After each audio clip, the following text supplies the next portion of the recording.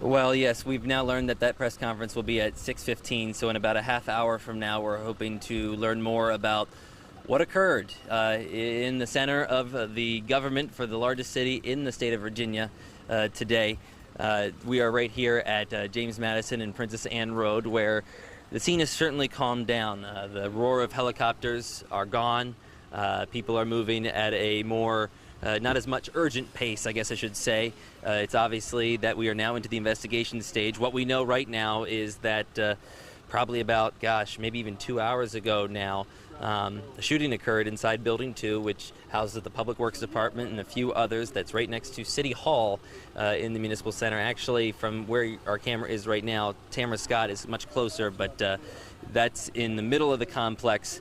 And again, I am actually not sure myself about security of that building. We don't know if the shooter was inside already. We don't know if it's an employee. We don't know any of that information. That's what we're waiting to hear. But what we do know is that there are multiple injuries. Several people have been airlifted to local hospitals. We also know that there is going to be a large investigation into this because of the proximity to the police department. I've been hearing from, I was actually on the other side of the Public Works building initially when I got to the scene and saw the large mass of employees coming out, and they were just devastated.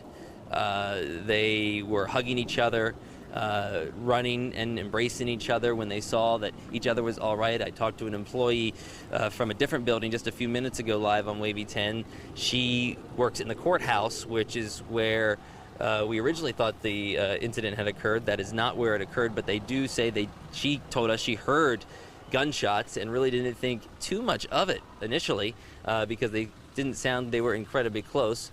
When she found out that they were, she actually found out from police, and they locked down the whole complex, the courthouse building, which usually closes at 4. They locked down that, and they were told to stay there.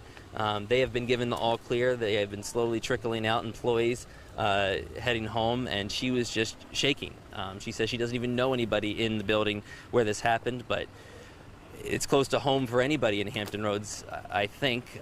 Public Works crews, if you want to think of it this way, they have the Patriotic Festival going down at the oceanfront. Those are the men and women that make sure the sand is clean, the trash is empty, the building, the codes are up to par. That is that department, and that is the department most affected, one of them at least, by today's incident. We do know that. Again, no word on the extent of injuries right now, but it's bad. We don't use that word lightly, but just the sights on people's faces, everybody's worst fear has come to the center of government in Virginia Beach, and I don't think that's being too sensational about it. I think that's what people feel right now. They're sick to their stomach, us among them. We come here often to cover Virginia Beach City Council and anything else having to do with courts, so we have people that we have close relationships in these buildings too. So. We're also still waiting to hear from the mayor. He arrived on scene, but he said he was not ready to speak yet. He was still getting his bearings. So obviously a lot of people just digesting this right now. Guys?